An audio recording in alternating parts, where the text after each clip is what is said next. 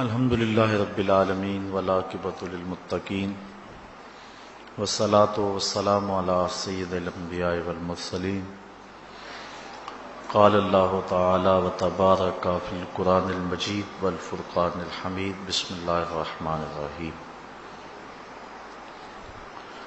یا ایھا الذین آمنوا اتقوا اللہ وابتغوا الیہ الوسیلہ وجاہدوا فی سبیلہ لعلکم تفلحون صدق اللہ مولانا العظیم وصدق رسولہ النبی الکریم الرؤوف الرحیم اللہم نور قلوبنا بالقرآن وزین اخلاقنا بالقرآن وادخلنا الجنۃ بالقرآن ونجنا من النار بالقرآن قال اللہ تعالی وتبارک فی شان حبیبہ مخبرا وعامرا ان اللہ وملائکتہ یصلون علی النبی یا ایھا الذین آمنوا صلوا علیہ وسلموا تسلیما صلاۃ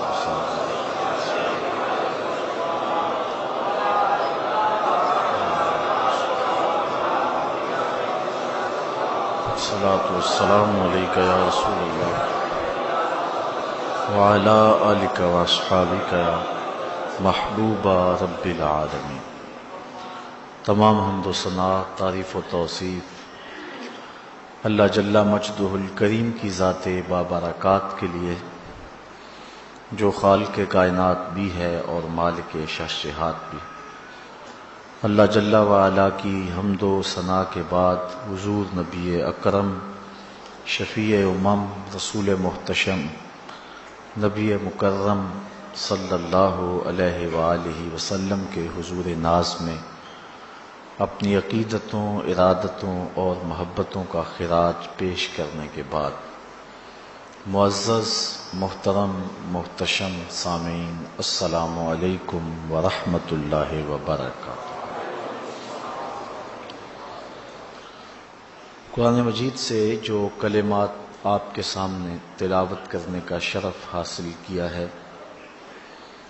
ان میں خالق کائنات نے ارشاد فرمایا، اے ایمان والو، اللہ سے ڈر جاؤ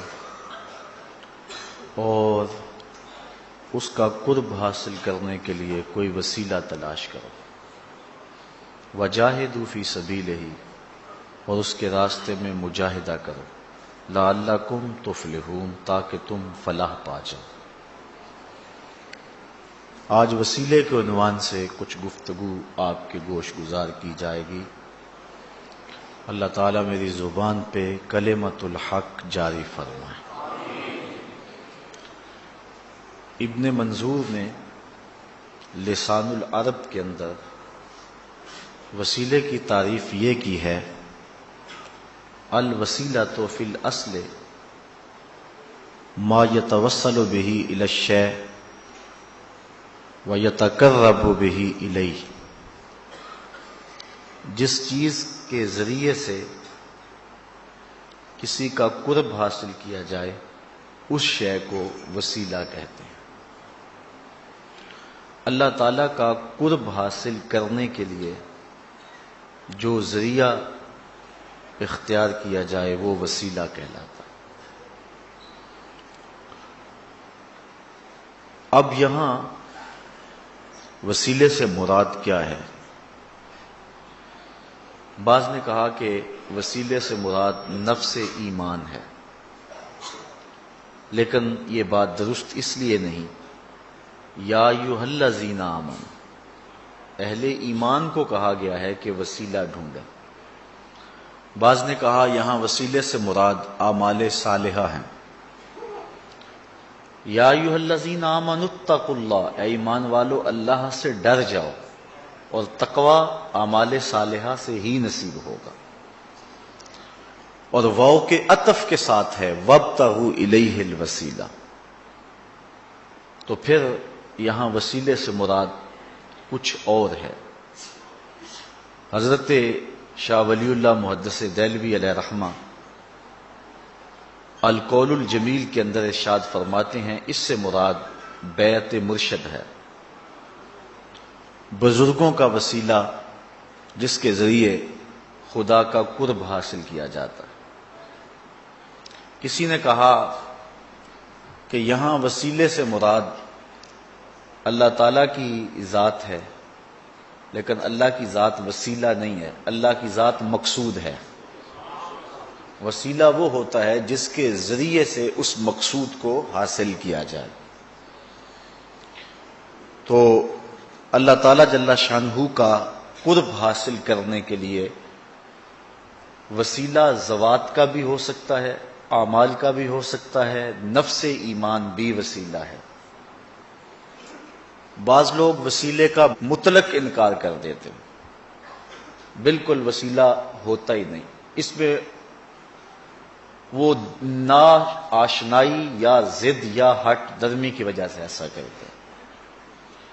وسیلہ اعمال کا ہو سکتا ہے، اس میں پوری امت میں کہیں کوئی اختلاف نہیں پایا جاتا، یہ بات ذہن میں رکھیں۔ اعمال صالحہ کے وسیلے سے اللہ کا قرب حاصل کیا جائے، اس میں امت کے اندر کوئی اختلاف نہیں ہے۔ ذوات کا وسیلہ کہ کسی شخص کے وسیلے سے اللہ کے حضور دعا مانگی جائے، اس کے حضور عرض کیا جائے، وہ شخص نبی بھی ہو سکتا ہے، غیر نبی بھی ہو سکتا ہے، ولی بھی ہو سکتا ہے، تو اس کے بارے میں اختلاف پیدا ہوا۔ سب سے پہلا شخص جس نے اختلاف کیا، امام نبہانی علیہ رحمہ فرماتے ہیں اول من انکر التوسل والاستغاثہ والنداء ہوا ابن تیمیہ۔ پہلا شخص جس نے وسیلے کا، توسل کا، استغاثہ کا اور ندا کا انکار کیا وہ ابن تیمیہ ہے۔ اس سے قبل امت میں اس عنوان سے کوئی اختلاف موجود نہیں تھا۔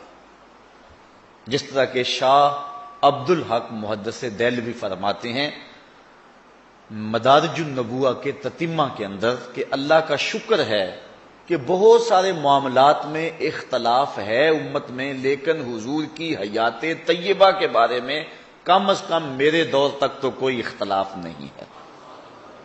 یہ آج سے 300 سال قبل یہ بات، 300-400 سال قبل یہ بات کہہ رہے ہیں حضرت شاہ عبد الحق محدث دہلوی علیہ رحمہ۔ تو معلوم ہوا آج امت کے اندر یہ بھی اختلاف ہے تو یہ شیخ کے بعد پیدا ہوا ہے۔ شیخ سے قبل باقی جتنی بھی صدیاں گزری ہیں حضور کی حیات طیبہ کے بارے میں امت میں کوئی اختلاف نہیں ہے۔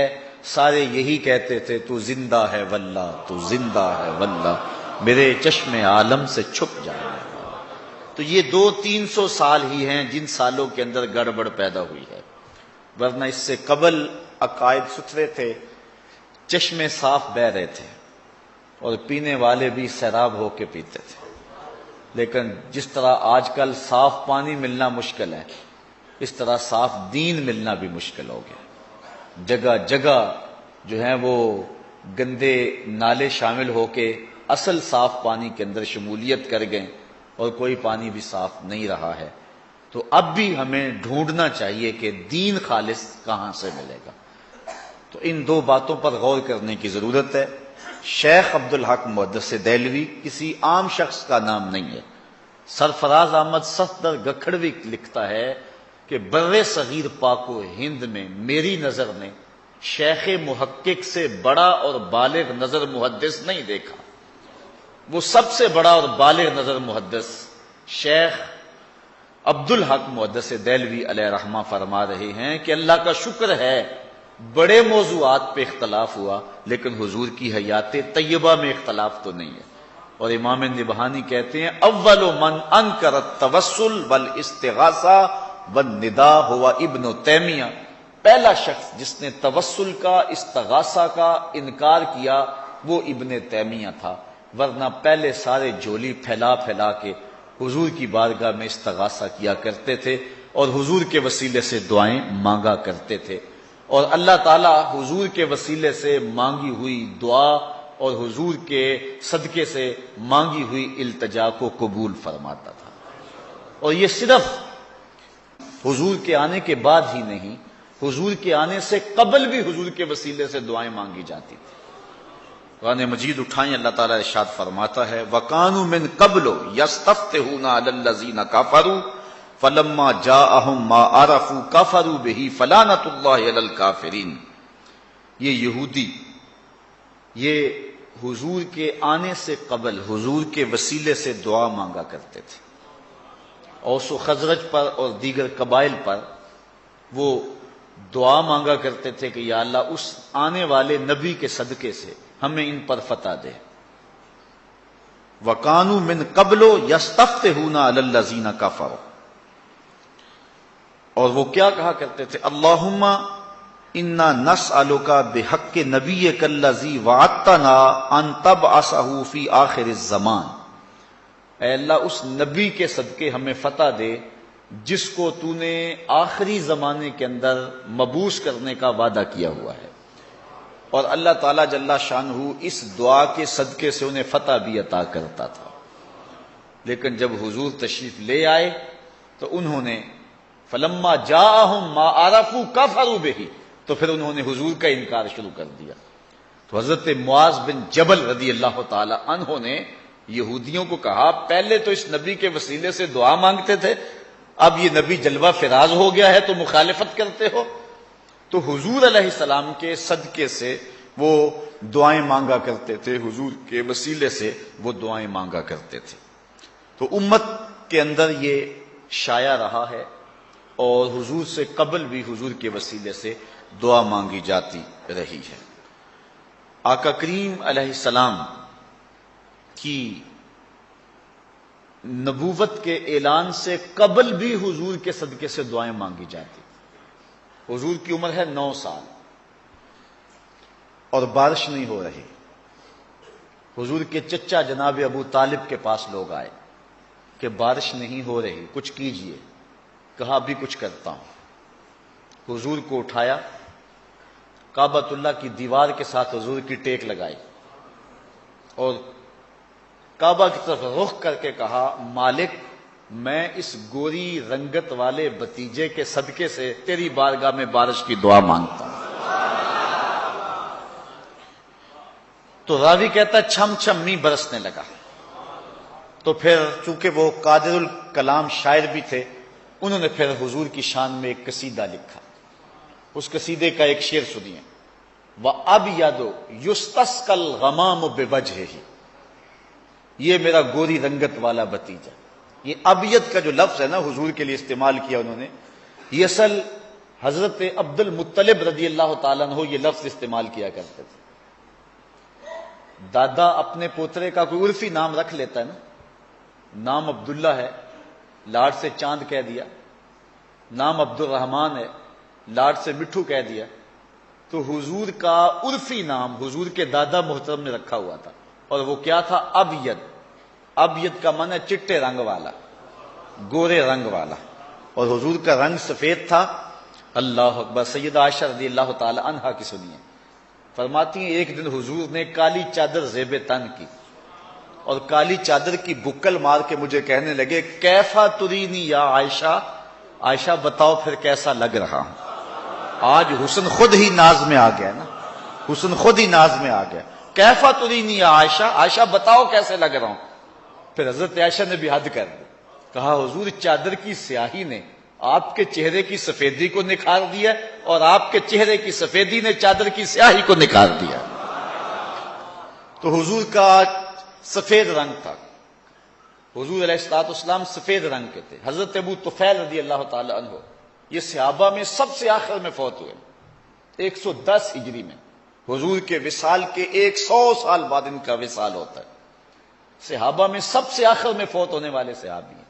حج کا موقع ہے، لوگوں کا ہجوم ہے، حضرت ابو طفیل رضی اللہ تعالیٰ عنہ ایک اونچے ٹیلے پہ چڑھ گئے اور لوگوں کو مخاطب ہو کے کہنے لگے لوگوں میرے پاس آؤ، اس پوری کائنات میں میرے سوا کوئی نہیں ہے جس نے حضور کو دیکھا ہو، ان دو آنکھوں نے جمال محمد عربی کو دیکھا ہوا ہے، آؤ مجھ سے حضور کا حلیہ پوچھو اور میں تمہیں حضور کی باتیں سناؤں۔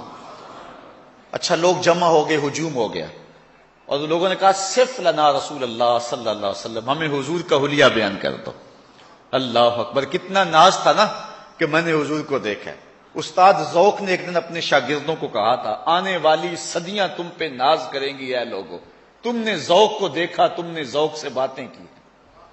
تو استاد ذوق کو جن لوگوں نے دیکھا ان پہ تو زمانہ اور آنے والی صدیاں ناز کریں، تو جن آنکھوں نے جمال محمد عربی دیکھا ہے پھر ان آنکھوں پہ قربان نہ جائیں تو اور کیا کریں۔ تو کہا آؤ میں تمہیں بتاؤں حضور کا حلیہ۔ لوگوں نے کہا صف لنا رسول اللہ صلی اللہ علیہ وسلم، ہمیں حضور کا حلیہ بیان کیجیے۔ تو حضرت ابو طفیل نے 3 لفظوں میں حضور کا حلیہ بیان کیا۔ اب سنو ان کے لفظ۔ کہا کان رسول اللہ صلی اللہ علیہ وسلم ابیض ملیحن مقصدا، ایک تو چٹے رنگ کے تھے، دوسرا نمکین حسن تھا، تیسرا ہر معاملے میں توازن تھا۔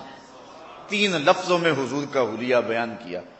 حضور کے حلیے لوگوں نے بیان کیے ہیں، بہت طویل حلیے انہوں نے حضور کے بیان کیے، لیکن اگر آپ چاہیں کہ حضور کے حلیہ نگاروں میں ہمارا بھی نام آ جائے اور ہم کہیں ہمیں بھی حضور کا حلیہ یاد ہے تو 3 لفظوں کے اندر یاد کر سکتے ہیں۔ کان رسول اللہ صلی اللہ علیہ وسلم ابیض ملیحن مقصدا۔ اچھا اگر عربی یاد نہیں ہوتی تو پنجابی میں سنا دوں۔ مکھ چند بدر شاہ شانی ہے، متھے چمک دی لاٹ نورانی، کالی زلف تے اکھ مستانی ہے، مخمور رکھی ہند مد بھری۔ یہ حلیہ جو ہے وہ 2 شعروں کے اندر پیر مہر علی شاہ نے بیان کر دیا۔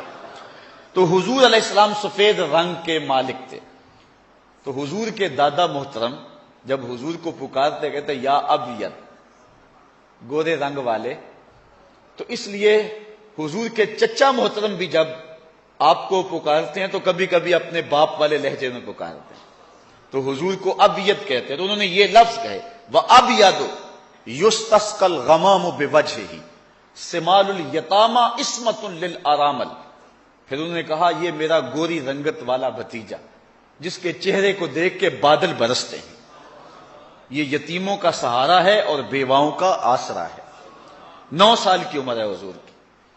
اللہ اکبر۔ حضرت عبداللہ بن دینار رضی اللہ تعالی عنہ فرماتے ہیں سمیت ابن عمر یتمثل بشعر ابی طالب، کہتے ہیں کہ میں نے حضرت عبداللہ ابن عمر کو دیکھا کہ وہ یہ شعر جو ہے وہ گنگناتے تھے، وَأَبْيَضُ يُسْتَسْقَى الْغَمَامُ بِوَجْهِهِ سَمَالُ الْيَتَامَى عِصْمَةٌ لِلْأَرَامِلِ۔ اور وہ روایت کرتے ہیں حضرت سالم اپنے باپ سے، کہتے ہیں کہ جب میں یہ شعر سنتا ہوں نا تو کبھی مجھے شاعر یاد آتا ہے اور کبھی حضور کا چہرہ یاد آتا ہے۔ حضور کے وصال کے بعد یہ کہانی سنا رہے ہیں کہ جب بھی کبھی میں یہ نعت سنتا ہوں، یہ شعر سنتا ہوں، تو کبھی تو مجھے شاعر یاد آتا ہے کہ حد کر دی اس نے، کیسا حضور کا حلیہ بیان کیا، اور کبھی مجھے حضور کا چہرہ یاد آتا ہے کہ جب حضور بارش کے لیے دعا مانگتے تھے لوگ گھروں میں بعد میں پہنچتے تھے، پرنالے پہلے چل رہے ہوتے تھے۔ تو آقا کریم علیہ السلام کے وسیلے سے حضور کی جب عمر ابھی 8-9 سال ہے اس وقت بھی دعا مانگی جا رہی۔ وَأَبْيَضُ يُسْتَسْقَى الْغَمَامُ بِوَجْهِهِ، یہ میرا وہ گوری رنگت والا بھتیجا ہے جس کے چہرے کے صدقے سے بارش مانگی جاتی ہے اور بادل امٹ کے آتے ہیں۔ تو حضور سے قبل بھی حضور کے وسیلے سے دعا مانگی گئی، اور حضور نے ابھی اعلان نبوت نہیں کیا تو پھر بھی حضور کے وسیلے سے دعا مانگی گئی، اور آقا کریم علیہ السلام نے اس کی خود بھی تعلیم دی۔ حضرت عثمان بن حنیف رضی اللہ تعالی عنہ سے روایت ہے، ترمذی شریف کے اندر، سنن نسائی کے اندر، ابن ماجہ شریف کے اندر، طبرانی نے اپنی موجم کے اندر، حاکم نے مستدرک کے اندر، امام احمد نے اپنی مسند کے اندر، اور بھی درجنوں محدثین نے اس حدیث کو روایت کیا ہے اور اس حدیث کو صحیح کہا ہے۔ حضرت عثمان بن حنیف رضی اللہ تعالیٰ عنہ اس کی روایت کرتے ہیں، کہتے ہیں ہم حضور کی خدمت میں بیٹھے ہوئے تھے کہ ایک شخص آیا جس کی آنکھوں میں روشنی نہیں تھی، ایک نابینا آ گیا اور عرض کرتا ہے کہ حضور میں نابینا ہوں، میرے لیے کچھ کرو۔ حضور نے فرمایا اگر تو صبر کرے تو تیرے لیے بہتر ہے، اور اگر تو صبر نہیں کرتا تو پھر میں تجھے دعا بتاتا ہوں۔ اس نے کہا جی مجھ سے تو صبر نہیں ہو سکتا۔ وہ کیا کہتا، اندھے کو کیا چاہیے 2 آنکھیں۔ اس نے کہا کہ میرے سے تو صبر نہیں ہوتا۔ اچھا حضور نے کہا کہ تو صبر کر لے تیرے لیے اچھا ہے، تو وہ کر لیتا نا۔ اس پہ تھوڑا سا غور میں آپ کا چاہ رہا ہوں۔ ایک خاتون آئی، اس کو مرگی کے دورے پڑتے تھے، تو آقا کریم کی خدمت میں عرض کی کہ حضور میں مرگی کے دوروں میں مبتلا ہوں، اور جب مرگی کا دورہ پڑتا ہے تو میں گر جاتی ہوں اور میرا سطر بھی کھل جاتا، اور عورت ذات ہوں، میرے لیے دعا کر دیں کہ مجھے مرگی کے دورے نہ پڑیں۔ حضور نے فرمایا اگر تو صبر کرے تو تیرے لیے جنت ہے، اگر تو صبر کر لے، میں دعا نہیں کرتا تو صبر کر لے تو تیرے لیے جنت ہے، اور اگر کہے تو میں دعا کر دیتا ہوں مرض ختم ہو جاتا ہے۔ اس نے کہا میں صبر کر لوں گی، لیکن اتنی دعا کر دیں جب میں گروں تو میرا سطر نہ کھلے۔ اب حضور نے دعا کی، مرگی کے دورے اس کو پڑھتے تھے، لیکن جب گرتی تھی سطر نہیں کھلتا تھا۔ اب اس عورت کو کہا کہ اگر تو صبر کرے تو جنت کا وعدہ ہے، تیرے لیے بہتر ہے۔ اس عورت نے صبر کر لیا، لیکن اس صحابی کو کہا کہ اگر تو صبر کرے تیرے لیے بہتر ہے۔ اس نے کہا میں نہیں کر سکتا صبر۔ ایک عورت نے صبر کر لیا حضور کے وعدے پہ، جنت کے وعدے پہ، مرد نہ کر سکا۔ مرد میں حوصلہ زیادہ ہے، کیوں نہ کیا؟ اصل بات یہ ہے ادھر صرف دورے تھے، ادھر آنکھیں نہیں تھی۔ کہتے تھے آنکھیں ملے میں تو آپ کی زیارت کروں گا، میں تو اس لیے آنکھیں لینے آیا ہوں کہ آپ کی زیارت ہو جائے، اس میں مجھ سے صبر نہیں ہوتا، میں تو ترس گیا ہوں آپ کی دید کے لیے۔ ایک صحابی ہیں حضور کے، نام حضرت زید بن عبداللہ۔ امام زرقانی نے اس واقعہ کو لکھا ہے، جب حضور کا انتقال ہوا تو بیٹے نے آ کے خبر دی، ابا جی خبر سنی ہے؟ کہا سناؤ کیا ہوا؟ کہا حضور وصال کر گئے۔ تو انہوں نے ہاتھ اٹھا دیے اور لفظ کیا کہ اللہم اذہب بصری حتی لا ارا بعد حبیبی محمد احد، اللہ مجھے اندھا کر دے۔ یہ آنکھیں اس لیے تھی کہ تیرے محبوب کو دیکھتا تھا، اب محبوب نہیں اس دنیا کے اوپر رہے اور تہے مزار چلے گئے ہیں، میں نے آنکھوں کی بینائی کو کیا کرنا ہے؟ اللہ نے دعا قبول کر لی، آنکھوں کی بینائی جاتی رہے۔ کسی نے افسوس کے طور پہ کہا بڑا افسوس ہے کہ تمہاری آنکھوں کی بینائی چلی گئی ہے، تو اس نے کہا افسوس تمہیں ہوگا، مجھے تو کوئی نہیں، میں نے تو اللہ سے مانگ کے لیا ہے، میں حضور کے علاوہ کسی کو دیکھنا ہی نہیں چاہتا۔ یہاں اعلی حضرت کی بھی سنیے، بریلی کی گلیوں سے آج بھی آواز آ رہی ہے، کون نظروں پہ چڑھے دیکھ کے تلوا تیرا، کون نظروں پہ چڑھے دیکھ کے تلوا تیرا۔ حضور نے فرمایا، حضرت عثمان بن حنیف کہتے ہیں حضور نے اس نابینے کو کہا اگر تو صبر کرے تو تیرے لیے بہتر ہے۔ اس نے کہا جی میں صبر نہیں کر سکتا، مجھے تو دو آنکھیں چاہیے۔ اس نے دیکھنا تھا حضور کے جمال کو۔ آقا کریم نے فرمایا اچھا جا پھر وضو کر، دو نفل پڑھ۔ اس کے بعد حضور نے دعا تعلیم دی، جو ترمذی میں ہے، ابن ماجہ میں ہے، سنن نسائی میں ہے، صحیح ابن خزیمہ میں ہے، میں نے کئی احادیث کا حوالہ آپ کے سامنے رکھا۔ حضور نے کہا دو نفل پڑھ وضو کے بعد، پھر اس کے بعد یہ دعا پڑھ۔ اب دعا سنیے، اللہم انی اسألک واتوجہ الیک بمحمد نبی الرحمہ، اے اللہ میں تیری بارگاہ میں سوال کرتا ہوں اور تیری طرف توجہ کرتا ہوں رحمت والے نبی محمد کے وسیلے سے۔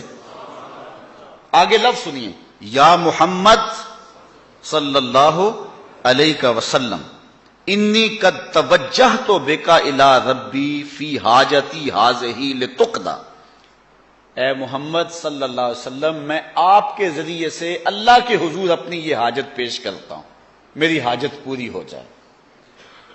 اللہم فشفعہ فی، اے اللہ اپنے نبی کی سفارش میرے حق میں قبول فرما لے۔ یہ حضور نے اس کو دعا تعلیم دی۔ حضرت عثمان بن حنیف کہتے ہیں کہ وہ نابینا چلا گیا، تھوڑی دیر کے بعد واپس آیا تو اس کی آنکھوں میں نور تھا، اس کی آنکھوں کا اندھا پن ختم ہو چکا تھا۔ تو حضور نے خود تعلیم دی ہے اپنے وسیلے سے دعا مانگنے کی۔ حضور کے آنے سے قبل بھی حضور کے وسیلے سے دعا مانگی جا رہی ہے۔ حضرت آدم علیہ السلام نے اللہ سے کچھ کلمات جو ہیں وہ سیکھ لیے۔ قرآن مجید میں اللہ تعالیٰ ارشاد فرماتا فَتَلَقَّى آدَمُ مِن رَبِّهِ کلمات، کچھ باتیں کلمات حضرت آدم علیہ السلام نے رب سے سیکھ لیے۔ وہ کلمات کیا تھے جو اللہ نے حضرت آدم علیہ السلام کو سکھائے؟ فتاب علیہ، تو ان کی توبہ قبول ہو گئی۔ تو امام حاکم نے اس حدیث کو روایت کیا ہے۔ امام بخاری اور امام مسلم جن شرائط پہ حدیث لیتے ہیں، حضرت امام حاکم بھی انہی شرائط پہ حدیث لیتے ہیں۔ اور جو ان سے احادیث رہ گئی ہیں ان کو امام حاکم نے اپنی مستدرک کے اندر درج کیا ہے. انہوں نے اس روایت کو بیان کیا ہے اور اس کی علماء نے تصحیح کی ہے کہ یہ حدیث صحیح ہے. تو کہتے ہیں وہ کیا کلمات تھے جو حضرت آدم علیہ السلام نے اللہ سے سیکھے اور اللہ نے آدم علیہ السلام کو سکھائے. تو وہ یہ تھا کہ حضرت آدم علیہ السلام روتے رہے، پھر ایک دن ہاتھ اٹھا کے دعا مانگی، یا رب اسألک بحق محمد ان غفرت لی، اے اللہ محمد عربی کا صدقہ میری خطا سے درگزر فرما دے. اللہ تعالیٰ فرمایا اے آدم میں نے تجھے بخش تو دیا لیکن تو یہ بتا تو میرے نبی کو جانتا کیسے ہے؟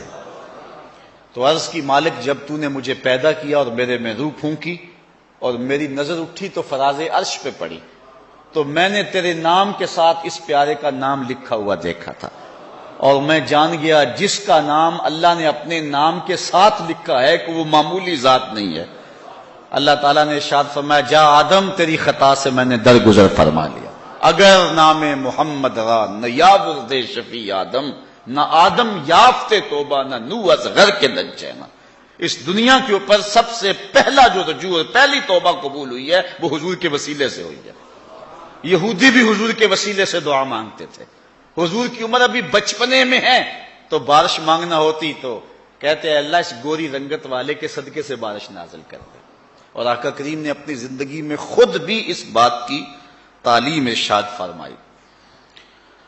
آقا کریم علیہ السلام کے وسیلے سے تو دعا مانگی ہی جاتی ہے اور قبول ہی ہوتی ہے، لیکن حضور کے روضے کے صدقے سے دعا مانگی جائے رد وہ بھی نہیں ہوتی. سنن دارمی میں روایت ہے لوگ حضرت عائشہ رضی اللہ تعالی عنہا کے پاس آئے اور آ کے ساری کہانی سنائی کہ قحط پڑ گیا ہوا ہے اور بارش نہیں ہو رہی، کیا کریں؟ تو حضرت عائشہ رضی اللہ تعالی عنہا نے فرمایا طریقہ میں بتا دیتی ہوں، عمل تم کر لو، بارش ہو جائے گی. کہا کیا؟ کہا ایسے کرو کہ حضور علیہ الصلوۃ والسلام کی تربت انور جس حجرے میں ہے، یہ حجرہ عائشہ میں تھی، اجازت میں دے دیتی ہوں، چھت میں سوراخ کر دو یہاں تک کہ آسمان اور حضور کے روضے کے درمیان وہ پردہ نہ رہے. تو کہا دیکھنا کیسے بادل جھوم کے آتے ہیں. سنن دارمی کی روایت ہے اور بھی لوگوں نے اس کو روایت کیا ہے. پھر کیا ہوا کہ جب لوگوں نے جو ہے وہ اس میں سراخ کر دیا تو اس قدر می برسا اور اس قدر سبزے اگے کہ جانور چربی سے موٹے ہو گئے اور لگتا تھا کہیں چربی کی وجہ سے موٹاپے کی وجہ سے پھٹ نہ جائیں. تو اس سال کا نام اہل عرب نے رکھا عام الفتق. عام الفتق کا معنی پھٹنے کا سال، یعنی ہر جانور اتنا پھولا ہوا تھا اور اتنا موٹا تھا کہ ہر بندہ کہتا تھا یہ جانور پھٹ نہ جائے کہیں. تو اس سال کا نام عربوں نے رکھ دیا عام الفتق، پھٹنے کا سال. یہ سال کب پیدا ہوا؟ جب حضور کے روضہ انور اور چھت کے درمیان سے وہ جگہ تھوڑی سی ہٹا دی گئی اور آسمان نے جب حضور کے روضے کا نظارہ کیا تو جھوم کے برسنے لگا. اللہ اکبر. حضور نبی رحمت صلی اللہ علیہ وآلہ وسلم کے وصال کے بعد ایک معروف قحط پڑا جس کو عام الرمادہ کہتے ہیں. حضرت عمر فاروق رضی اللہ تعالی عنہ کا دور تھا اور قحط پڑا، حد ہو گئی. حضرت بلال بن حارث رضی اللہ تعالی عنہ صحابی رسول ہیں. ایک حضرت بلال بن رباح ہیں جنہیں حضرت بلال حبشی کہتے ہیں. یہ اسی نام کے ہیں لیکن ان کی بلدیت حارث ہے. بلال بن حارث رضی اللہ تعالی عنہ، ان کے قبیلے کے لوگوں نے کہا کہ بارش نہیں ہو رہی اور کھانے کے لیے کچھ نہیں ہے، کوئی بکری ذبح کرو. تو حضرت بلال بن حارث رضی اللہ تعالی عنہ نے کہا کہ بکریوں کے اندر ہے ہی کچھ نہیں، ذبح کیا کروں؟ لوگوں نے ضد کی تو انہوں نے بکری ذبح کی. جب کھال ادھیڑی تو اس کا گوشت سرخ رنگ کا تھا. تو حضرت بلال بن حارث رضی اللہ تعالیٰ عنہ بڑے پریشان ہوئے اور پھر حضور کے روضے پہ آ گئے. اور حضور کے روضے کے اوپر آ کر حضرت بلال بن حارث کیا کہہ رہے ہیں، سنیے لفظ سن کے. اللہ اکبر. کہتے ہیں یا رسول اللہ صلی اللہ علیہ وسلم استسقِ لأمتک فإنہم قد ہلکوا، اپنی امت کے لیے اللہ سے بارش مانگو، امت تو ساری ہلاک ہو گئی. یہ حضرت بلال بن حارث رضی اللہ تعالیٰ عنہ نے دعا مانگی. جب دعا مانگی تو آنکھ لگ گئی. آنکھ لگی تو مقدر جاگ اٹھے, حضور کی زیارت نصیب ہوئی, اور حضور نے فرمایا بلال بن حارث جا کے عمر کو میرا سلام دے دو, اور اس کو کہو کہ معاملات کے اندر زیادہ احتیاط کیا کرے, اور بارش ہو جائے گی یہ خوشخبری بھی سنا دو. تو حضرت عمر فاروق رضی اللہ تعالی عنہ کو جب حضرت بلال بن حارث رضی اللہ تعالی عنہ نے جا کے یہ خبر دی, اس وقت صحابہ موجود تھے, تو حضرت عمر فاروق رضی اللہ تعالی عنہ رو پڑے اور کہا کہ جتنا میرے بس میں ہے اتنا تو میں کوشش کرتا ہوں, جہاں مجبور ہو جاتا ہوں میں وہاں کیا کر سکتا ہوں. اور حضرت سیدنا عمر فاروق رضی اللہ تعالیٰ عنہ زاروں کے تار رونے لگے, اور پھر عام الرمادہ ختم ہوا اور چھم چھم می برسنے لگا. تو حضرت بلال بن حارث رضی اللہ تعالیٰ عنہ نے حضور کے روضے پہ جا کے یہ کہا, حضور اللہ کی بارگاہ میں آپ دعا کیجئے کہ بارش ہو. تو یہ صحابی کا عمل ہے. پھر صحابی اپنا خواب جا کے ایک صحابی کو سناتا ہے, اور صحابی صحابہ کی موجودگی میں یہ خواب سنتا ہے, اور کوئی صحابی نہیں کہتا کہ یہ تم کیا کہہ رہے ہو, حضور سے کیوں کہا ہے. تو معلوم ہوا کہ وہ اپنی حاجتیں حضور کی خدمت میں پیش کیا کرتے تھے, اور حضور کی چوکھٹ سے ان کی حاجتیں پوری ہوا کرتی تھی. اس لیے انہوں نے کوئی اعتراض نہیں کیا, انہوں نے کوئی اس پر بات نہیں کی, بلکہ انہوں نے اس بات کو قبول کیا. تو حضرت عمر رضی اللہ تعالیٰ عنہ رو پڑے. میں آج رات اس حدیث کے حوالہ جات دیکھ رہا تھا, تو جب میں اس کو نوٹ کرنے لگا تو یہ لفظ جب میں لکھے نا, استسقِ لأمتک فإنہم قد ہلکوا, تو مجھے امت کا دکھڑا یاد آ گیا کہ جس طرح حضرت بلال بن حارث رضی اللہ تعالی عنہ نے حضور سے کہا کہ حضور آپ کی امت ہلاک ہو گئی ہے, تو آپ ہی اللہ سے دعا مانگیں. تو اس وقت میرے دل سے دعا اٹھی کہ یا رسول اللہ صلی اللہ علیہ وسلم, آپ کی امت بھی کابل سے لے کر کندھار تک, اور قلعہ جنگی سے لے کے دشت لیلہ تک, تورا بورا سے لے کر تقریب تک, اور موصل سے لے کر بغداد تک, القدس سے لے کر کشمیر تک ہلاک ہو گئی ہے. آپ رحم کی نظر فرمائے اور اس امت کی بگڑی بن جائے. اور پھر معان اقبال کے وہ شعر میرے ذہن میں آ گئے کہ اقبال حضور کی سیرت بیان کرتا ہے اپنی مصنوی اسرار و رموز کے اندر, اور وہاں اس واقعہ کو بیان کرتا ہے کہ جو ہے وہ حضور کی خدمت کے اندر حاتم طائی کی بیٹی قید ہو کر کے آئی, اور سر سے چادر اتری ہوئی تھی. آقا کریم نے اپنی چادر اتار کے اس کی طرف پھینک دی. کسی نے کہا حضور کافرہ ہے, فرمایا بیٹی تو ہے. تو اقبال نے اس واقعہ کو نظم کیا, لیکن اس کے بعد اقبال بلک بلک کے روتا ہے. پھر اقبال اپنا روح سخن حضور کی طرف پھیر کے کہتا ہے, ما ازاں خاتون تے اریاں تریم, پیش اقوام جہاں بے چادریم. اس کافرہ عورت کے سر پہ چادر اوڑھنے والے محبوب, آپ کی امت بھی تو برہنہ سر ہو گئی ہے نا, آپ کی امت کے سر سے بھی تو وقار کی چادر اتر گئی ہے. محبوب جب اس کافرہ عورت کے سر پہ آپ چادر ڈال رہے, اس امت کے سر پہ بھی رحمت کی چادر ڈال. آپ نے شاید پڑھا ہو کہ عافیہ صدیقی کا حجاب چھین لیا گیا, اور اس کے ہاتھ سے رمضان المبارک کے آتے ہی قرآن چھین لیا گیا, جو سہارا تھا اس کا. وہ اس بند کوٹھڑی کے اندر, اس قید خانے کے اندر قرآن کی تلاوت کیا کرتی تھی, اور اس سے قرآن مجید چھین لیا اور حجاب اس کا چھین لیا. کل گزشتہ جو ہے وہ کسی بیان میں کہا تھا, میں نے کہا عافیہ صدیقی حافظ قرآن ہے, تم نے اس کے ہاتھوں سے قرآن چھینا ہے, سینے سے قرآن تو نہیں چھین سکتے ہو نا. اس کے سینے میں وہ قرآن ہے جس کی تلاوت جاری رہے گی, یہ قرآن چھینا نہیں جا سکتا. تو ماذاں خاتون تے اریاں تریم, پیش اقوام جہاں بے چادریم. ہم اس جو ہے وہ عورت سے بھی زیادہ حضور برہنہ سر ہو گئے ہیں. کابل میں ہم لٹ رہے ہیں, کندھار میں ہمارا خون نکل رہا ہے, غزہ کی پٹی میں ہمارے بچوں کو ٹینکوں تلے روندا جا رہا ہے, کشمیر میں ہماری بیٹیاں بے آبرو ہو رہی ہیں, اور جو ہے وہ شتیلا اور صابرہ کے کیمپوں میں ہمارے قیدی بلک رہے ہیں, ابو غریب کی جیل میں ہمارے قیدی سسک رہے ہیں اور زندگی کے ایام گزار رہے ہیں. ما ازاں خاتون تے اریاں تریم, پیش اقوام جہاں بے چادریم. تو حضرت بلال بن حارث نے کہا حضور آپ کی امت ہلاک ہو گئی, اس کے لیے بارش نازل کر دی جائے, اللہ کی بارگاہ میں دعا کرو.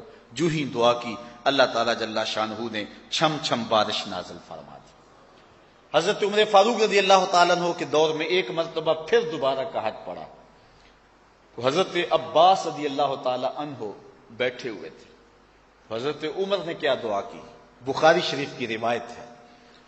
حضرت عمر نے حضور سیدنا عباس بن عبد المطلب، حضور کے سکے چچا لگتے ہیں، ان کی طرف دیکھا. حضرت انس سے روایت ہے، اور کیا کہا؟ فقال اللہم انا کنا نتوسل الیک بنبینا فتسقینا، اے اللہ ہم تیرے نبی کے وسیلے سے تیری بارگاہ میں دعائیں مانگا کرتے تھے، تو ہمیں بارش دیا کرتا تھا. وَإِنَّا نَتَوَسَّلُ إِلَيْكَ بِأَمِّ نَبِيِّنَا، آج تیرے نبی کا چچا بیٹھا ہوا ہے، اس کے صدقے سے ہمارے اوپر بارش نازل کر دے. تو راوی بیان کرتے ہیں حضرت انس رضی اللہ تعالیٰ عنہ، کالا فیسقون، بس یہ بات کہنے کی دیر تھی کہ پرنالوں سے پانی بہنے لگا. اتنی بارش ہوئی کہ اللہ تعالیٰ نے جو ہے وہ بارش نازل فرما دی. تو حضور کے وسیلے سے جو دعا مانگی جائے اللہ اس دعا کو مستجاب فرماتا ہے. حضور کے علاوہ باقی نبیوں کے اور صحابہ کے وسیلے سے، اولیاء امت کے وسیلے سے جو دعائیں مانگی جائیں وہ بھی رد نہیں ہوتی. جب حضرت علی کی والدہ فوت ہوتی ہیں تو آقا کریم علیہ السلام حضرت علی کی والدہ کی قبر میں اترے اور قبر میں لیٹے، اور حضور فرمایا کرتے تھے کہ فاطمہ بنت اسد میری ماں کے بعد میری ماں ہے. انہوں نے حضور کو کھلایا، حضور کو پہنایا، تو آقا کریم نے بڑی محبت فرمائی، اور پھر حضور لیٹے اور لیٹ کر کے حضور نے اللہ کی بارگاہ میں دعا کی، اے اللہ میری ماں فاطمہ بن اسد کی مغفرت فرما دے، میرے صدقے اور میرے سے قبل جتنے نبی ہیں ان کے صدقے سے ان کی قبر پہ رحمت نازل فرما دے. اللہ اکبر. حضرت امام عتبی کا ایک واقعہ سنیے. حضرت امام عتبی کہتے ہیں کہ میں حضور کے روضے کے پاس بیٹھا تھا. کتاب الشامل میں بھی روایت ہے، ابن کثیر میں بھی روایت ہے، تفسیر ابن کثیر میں موجود ہے. وَلَوْ أَنَّهُمْ إِذْ ظَلَمُوا أَنفُسَهُمْ جَاءُوكَ کے تحت کہتے ہیں کہ میں حضور کے روضے کے پاس بیٹھا ہوا تھا. ایک شخص آیا، عربی دیہاتی، اور حضور کی خدمت میں عرض کرتا ہے کہ حضور میں اپنے گناہوں کی بخشش و مغفرت کے لیے حاضر ہوا تھا، اور میں اس لیے آیا ہوں کہ میرے گناہ معاف کر دیے جائیں. اور پھر اس نے کچھ اشعار پڑھے.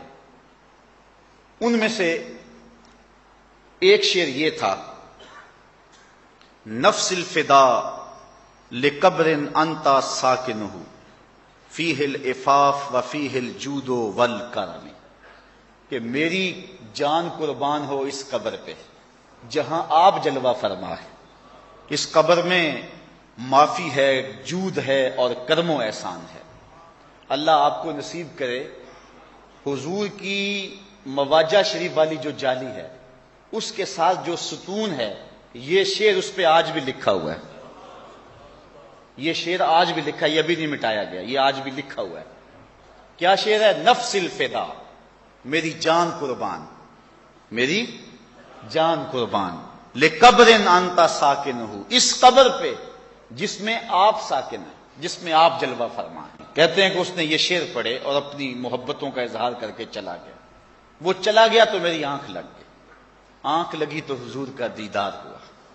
اور آقا کریم نے کیا فرمایا؟ قم یا عتبی والحق الاعرابی فبشرہ ان اللہ قد غفر لہ، اے عتبی اٹھو اور اس دیہاتی کو ڈھونڈو اور جہاں مل جائے اس کو جنت کی بشارت دے دو. تو اس نے حضور کے وسیلے سے اللہ کی بارگاہ میں دعا مانگی. آپ جانتے ہیں جنگ یمامہ جو حضرت خالد بن ولید نے لڑی ہے، اور حضرت صدیق اکبر کے دور میں مسلمہ کذاب جھوٹی نبوت کا دعوے دار، اس کے مقابلے کے اندر جنگ یمامہ لڑی گئی. اسلام کی تاریخ کی بڑی روشن جنگ ہے. اب چونکہ وہ بھی اللہ کو مانتے تھے، نبوت میں انہوں نے آ کے اختلاف کیا، تو مسلمان نعرہ لگاتے اللہ اکبر، تو وہ بھی نعرہ لگاتے اللہ اکبر. تو حضرت خالد بن ولید نے حضرت صدیق اکبر کو لکھا کہ اب کیا کریں، ہم اللہ اکبر کہتے ہیں، وہ بھی آگے سے اللہ اکبر کہتے ہیں.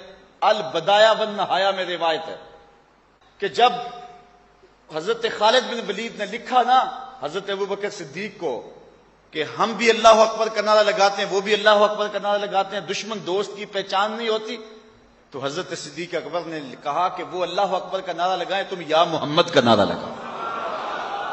اور بدایہ والنہایہ کے لفظ ہیں کہ نادا بشعار المسلمین وکان شعارہم یومئذ یا محمدا ہو، سارے مسلمانوں کی پہچان جو لفظ تھے اس لفظوں سے بولنے لگے، ان لفظوں سے پکارنے لگے۔ اس دن مسلمان کی پہچان یہ تھی یا محمدا ہو، یا محمدا ہو۔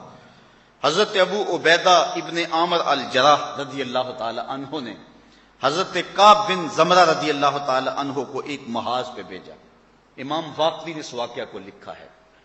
تو وہاں جب وہ لشکر سے گتھم گتھا ہوئے، پیچھے سے کچھ لوگ آ گئے جن کو انہوں نے گھیرے میں لے لیا، تو یہ لشکر والے لوگ سخت پریشان ہو گئے اور وہ ان کو کاٹنے لگے۔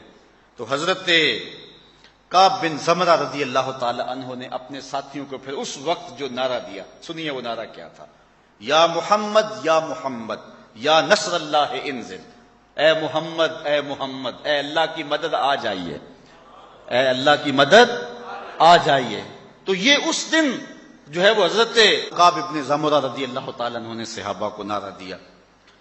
حضرت ابن عمر رضی اللہ تعالیٰ عنہ کا پاؤں سن ہو گیا۔ امام بخاری نے اس حدیث کو روایت کیا ادب المفرد کے اندر۔ تو کسی نے کہا اذکر احب الناس الیک، جو تجھے سب سے زیادہ پیارا لگتا ہے اس کا نعرہ لگا۔ تو حضرت جو ہے وہ ابن عمر نے کہا فقالا یا محمدا، تو اللہ تعالیٰ جل شانہ نے ان کا پاؤں فوراً ٹھیک کر دیا۔ تو یہ امت کا معمول ہے، اگر اس کو ہم شرک کا الزام لگا دیں گے تو پھر امت میں سے کوئی نہیں بچے گا۔ آپ جانتے جب لاشیں کٹے پڑے تھے، جب گھوڑے کربلا کے شہیدوں کے لاشوں کے اوپر دوڑ چکے تھے اور حضرت زینب رضی اللہ تعالیٰ عنہ وہاں کھڑے ہو کے مدینے کی طرف منہ کیا تھا، اس کو بھی البدایہ بن نہایا نے لکھا ہے۔ تو حضرت زینب نے اس وقت جو لفظ کہے تھے یا محمدا ہو یا محمدا ہو صلی علیک اللہ و ملک السماء ھذا حسین بالعرا ہو مزمل بالدما ہو مقطع الاعضاء یا محمدا ہو یا محمدا ہو، اے میرے آقا محمد عربی، یہ دیکھیے آپ کا حسین لٹا ہوا پڑا ہے، آج ان کے اعضاء کٹے ہوئے ہیں اور خاک اڑ رہی ہے ان کے بدنوں کے اوپر، بناتوں کا سبایا آپ کی بیٹیاں قید ہیں۔